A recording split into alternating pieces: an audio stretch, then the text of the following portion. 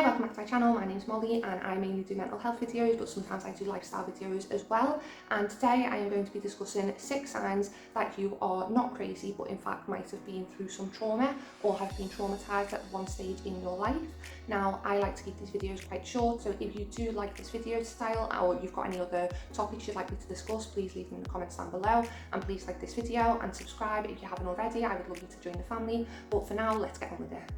So number 1 is that you may have a lot of built up anger or resentment, and it might be quite difficult to control, or it might be kicked off from small things that would not normally result in such an angry or aggressive response from that person. Number 2, you find it difficult trusting others or forming attachments. This can be a big one, and especially if the trauma that you have gone through was in your childhood. Maybe you were abandoned, maybe you went through a traumatic event at the hands of somebody who was supposed to care for you or look after you. Maybe you've lost someone, but finding it difficult to trust somebody is definitely a sign that someone has been through trauma, and it can often come across as that person being what somebody would call a loner or quite introvert.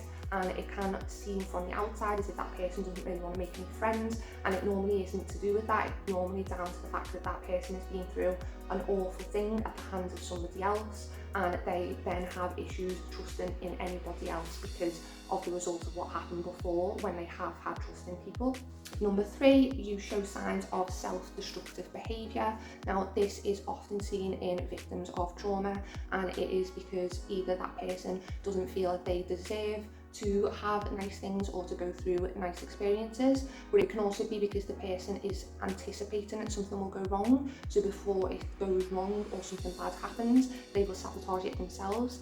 And it is a protection mechanism that the brain will do in order to prevent you from going through more trauma that is out of your control, and it is completely normal as a response of somebody who's been through trauma, and it isn't because that person actually wants to be self-destructive or to not be able to enjoy or have nice things. Number 4, you can have abandonment issues, and it can often come across as overly intense or very protective of a friendship. It might be that you can get quite upset or worried when you haven't spoken to a friend for a few days, or a friend doesn't respond to your messages, or if you're in a relationship, it can be quite difficult when that other person goes out or isn't around you for a certain reason, and that is because of whatever has happened in the past may trigger a response to that person that they are going to be alone, they're going to be left alone, and that can then manifest in that person through fear that the person or relationship that they're going through currently will also abandon them, and that worry can then come out in what may seem like over the top behaviour towards a friend or family member. Number 5 is that you struggle with anxiety, depression or extreme fear, and it can really just be any mental health disorder. A lot of people that have been through trauma often do struggle with mental health, and it doesn't necessarily have to be depression or anxiety, and it also doesn't necessarily have to just be one disorder. A lot of the time people who've been through trauma might struggle with multiple mental health disorders in their lifetime. And number 6 is that you feel isolated and alone. Now, a lot of people who've been through trauma may go through phases in their life when they do feel isolated. Maybe it's because the trauma that they went through caused them to feel isolated at the time, or maybe it's because they feel like they don't belong in any certain group because of what they've been through, or maybe it's because they were made to feel like they didn't belong when they were going through the trauma, and that has just carried through into adult or teenage life. People who have been through trauma can often find it difficult to be able to connect with other people because other people don't necessarily understand what the person has been through.